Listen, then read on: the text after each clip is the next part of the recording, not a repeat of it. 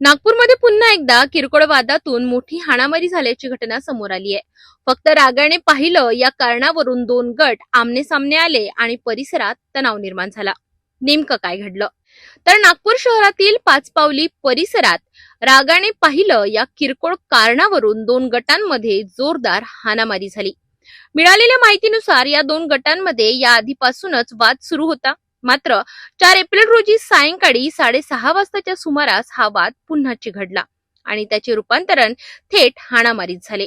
या घटनेमुळे परिसरात काही काळ भीतीचे वातावरण निर्माण झाले. नागरिकांमध्ये घबराहट पसरली होती. दरम्यान घटनेची माहिती मिळताच पाचपावली पोलिसांनी घटनास्थळी धाव घेतली आणि परिस्थिती नियंत्रणात आणली.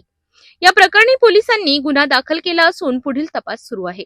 याबाबत अधिक माहिती देताना पाचपावली पोलीस ठाण्याचे वरिष्ठ निरीक्षक बाबूराव राऊत यांनी माहिती दिली आहे. अगदी बरोबर आहे. काल 2:45 ते 3 वाजताची दरम्यानची घटना आहे. बीट मार्शलला माहिती मिळाली. आम्ही पण प्रत्यक्ष ऐकून आम्ही स्पॉटवर गेलो.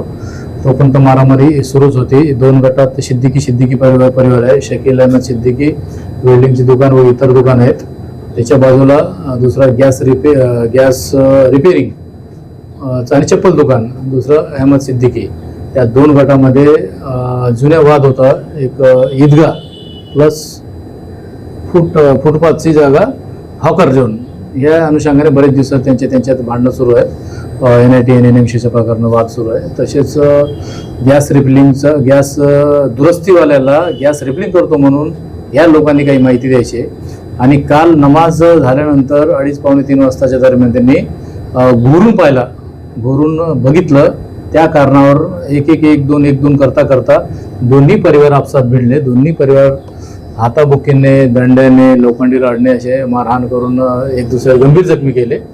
अशा तक्रारीवरून शकील अहमदच्या सिद्दीकीच्या तक्रारीवरून मुख्तार सिद्दीकी यांच्या पार्टीचे 10 आरोपी आहेत. त्याच्यात महिला पण आहेत.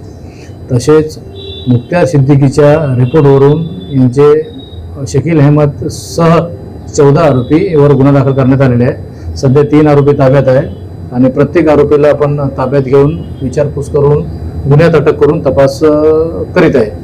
एक पार्टीचा तपास PSI जाधव करत आहे आणि दुसऱ्या अपोजिट पार्टीचा तपास API खंडारे हे करत आहे.